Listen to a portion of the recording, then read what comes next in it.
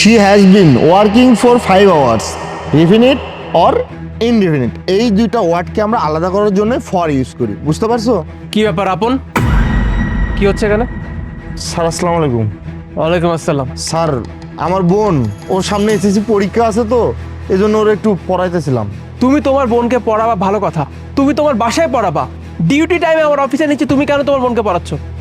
না স্যার, আমি তো বাসায় যাইতে পারি না, আপনি তো আমার ওভার টাইম কাজ দিয়েছেন যে জন্য আমি বাসায়ও যাইতে পারি না, তাই আমি ওরে ডেকে নিয়ে এখানেই পড়াইতেছিলাম আসলে। তুমি ডিউটি বাদ দিয়ে তোমার বোনকে পড়াচ্ছ, এখন অফিসের যদি কোনো একটা ক্ষতি হয়ে যায় এর ড্রাইভার কে নিবে বলো? তোমাকে তো ডিউটি করানোর জন্য এখানে রাখা হয় নাকি?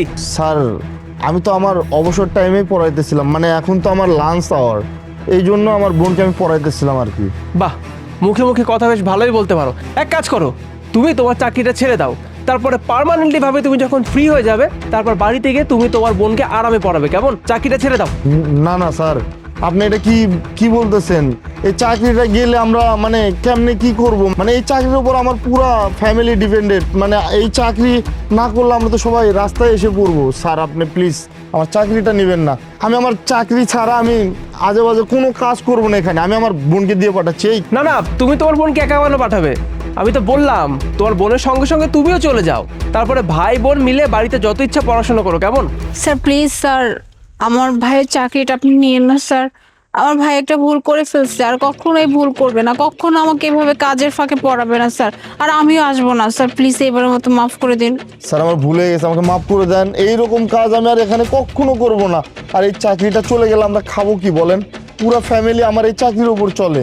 আচ্ছা ঠিক আছে, আমি প্রজেক্টে যাওয়ার জন্য বের হচ্ছিলাম, তখন দেখি তোমাদের ভাই আর বোনের এই পড়াশোনার দৃশ্য। আমি প্রজেক্টের ওখানে যাচ্ছি, আসো তোমরা, তারপরে দেখছি কি করা যায়। বোন তুই বাসায় যা, আমি আসতেছি। স্যার আমারে ডাকলো, মনে হয় চাকরিটা থাকবো না রে। না না, তুমি একা যাবো না ভাই, আমিও তোমার সাথে যাবো, চলো। না রে বোন, তুই যাস না, কারণ স্যার ওইখানে আমার কি বকাঝকা করে না করে তুই নিতে পারবি না। তুই বাসায় যা, হয়তো বা চাকরিটা থাকবো না, আমিও বাসায় আসতেছি, তুই যা। না ভাই, আমি তোমাকে একা যেতে দিব না, আজকে আমার জন্য তুমি স্যারের কাছে বকা খাইছো, আমিও তোমার সাথে যাবো, চলো। নাসর বান্দা আমার বোনটা স্যার। ও আসছো তুমি, এখন বলো তোমাকে কি শাস্তি দেওয়া উচিত? স্যার আপনি যে শাস্তি দিবেন আমি মাথা ব্যথা নেব, কিন্তু স্যার দয়া করে আমার চাকরিটা নেবেন না। আচ্ছা আপন, তুমি এই কাজটা কি করে করলা বলো তো? তোমার কাজ হচ্ছে সিকিউরিটি গার্ডের দায়িত্ব পালন করা, তুমি সেটা না করে ডিউটি ফাঁকি দিয়ে তুমি তোমার বোনকে পড়াশোনা করাচ্ছিলে, তাই না? আমার অফিসে তো আরো অনেক এমপ্লয়িরা আছে, তারা যদি আমাকে বলে যে স্যার আপনি এটা কেমন সিকিউরিটি গার্ড রেখেছেন যে কিনা ঠিকঠাক মতো ডিউটি পালন করে না, তখন আমি তাদেরকে কি জবাব দেবো? তোমার জন্য তো আমার তাদের কাছে কথা শুনতে হবে নাকি? স্যার আপনি তো জানেন আব্বা, আমারে দেখেন, আপনার এই অফিসে আমি প্রায় 5 বছর ধরে চাকরি করতেছি, কোনো দিন অকারণে ছুটি নেই নাই, কোনো দিন নিজের শরীরের অজুহাত দিয়ে কোনো দিন ছুটি নেই নাই, আমি অফিস মিস দেই নাই। এই দিকে অন্তত তাকায় আমার চাকরিটা আপনি নিয়েন না স্যার, আপনার কাছে আমার রিকোয়েস্ট। আচ্ছা ঠিক আছে, বাদ দাও এসব কথা, আমাকে একটা কথা বলো, তুমি পড়াশোনা কতদূর করেছো? স্যার কোনো মতো ইন্টার পাস করছি। ইন্টার পাস, ওকে। আর মার্ক? স্যার মার্কস ছিল আপনার 90+। 90%? বাহ, অনেক ভালো রেজাল্ট ছিল তোমার, কিন্তু এত ভালো রেজাল্ট করার পরও শুধু ইন্টার পর্যন্ত কেন পড়লে? আই মিন তুমি তো এইচএসসির পরও আরও পড়াশোনা কমপ্লিট করতে পারতে। স্যার পরিবারের বড় ছেলে আমি, এখন পরিবারে আমার সবাই ছিল, বাবা হঠাৎ করে মারা গেছে, আর পরিবারের বড় ছেলে হিসেবে সব দায়িত্ব এসে আমার কাঁধে পড়ছে। কারণ আপনি কন এই পরিবার সামলামো না নিজে পড়মু, এক পর্যায়ে লেখাপড়া বাদ দিয়া পরিবারের হালটা কাঁধে নিছি, যে জন্য এখন ছোটোখাটো একটা সিকিউরিটি গার্ডের জব করতেছি, আর এই টাকা দিয়ে পুরো সংসার চালাইতেছি, বোনের লেখাপড়ার খরচ চালাইতেছি। তাই কইতেছিলাম স্যার আপনি এই চাকরিটা নিয়ে নিলে আমার রাস্তায় এসে বসা লাগবো। বুঝতে পেরেছি, মানে তুমি তখন সিকিউরিটি গার্ডের দায়িত্ব পালন করা বাদ দিয়ে তুমি তোমার বোনকে পড়াচ্ছিলে, আমি মানলাম, আমি তোমার এই ভুলটা মাফ করে দিলাম, কিন্তু এখন এখন তুমি আমার সঙ্গে যে ভুলটা করলে সেটা তো আরো বড় ভুল।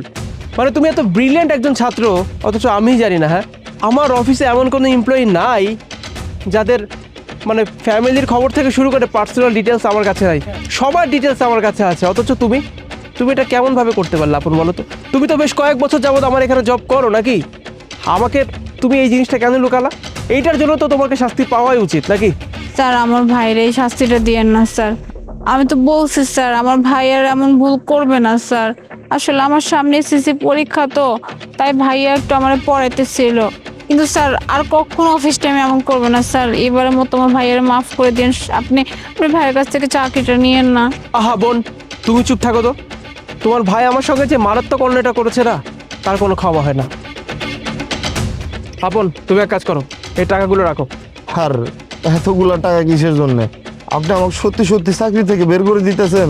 আহা, আমি তোমাকে টাকাগুলো দিচ্ছি, টাকাগুলো ধরো।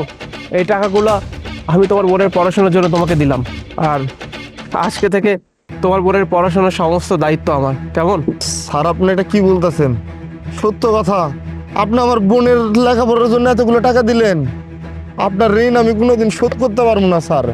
আমি মনে করছিলাম আপনি আমার চাকরিটা নিয়ে নেবেন, কিন্তু আপনার মানুষটা অনেক ভালো। আপনার জন্য আমি আল্লাহর কাছে দোয়া করি আপনার মতো মানুষ শত শত বছর বাইচে থাক। আচ্ছা আপন, তোমাকে বলি, তুমি আমাকে বললে যে তুমি ইন্টার পর্যন্ত পড়াশোনা করেছো, তারপরে আর পড়াশোনা করতে পারোনি, কিন্তু তোমার চাকরি করার খুব ইচ্ছা ছিল, তাই না? আমার কাছে কি মনে হয় জানো, এই কথাগুলো জানার পর আমি যদি তোমাকে শুধুমাত্র সিকিউরিটি গার্ডের দায়িত্বে রাখি না, তাহলে হয়তো তোমার সঙ্গে অবিচার করা হবে। কিন্তু আমি সেটা করবো না। তুমি এক কাজ করো, আমার অফিসে তো প্রতিদিনই বিভিন্ন ধরনের ইন্টারভিউ হতেই থাকে বিভিন্ন পোস্টের জন্য। আগামীকাল সকাল 9টার দিকে তুমি চলে আসবে, প্রপার একটা ফর্মাল গেট আপ নিয়ে, বুঝতে পেরেছো? আগামীকাল আমি তোমার ইন্টারভিউ নিব, তারপর তোমার যোগ্যতা অনুযায়ী তোমাকে একটা পোস্ট দিব, কেমন? কি বলতেছেন? সত্য কথা স্যার, আপনি যা কইছেন যেমনি কইছেন এমনি আসুন আমি। বোন চল আমরা বাসায় যাই। স্যার আসসালামু আলাইকুম। আসসালাম।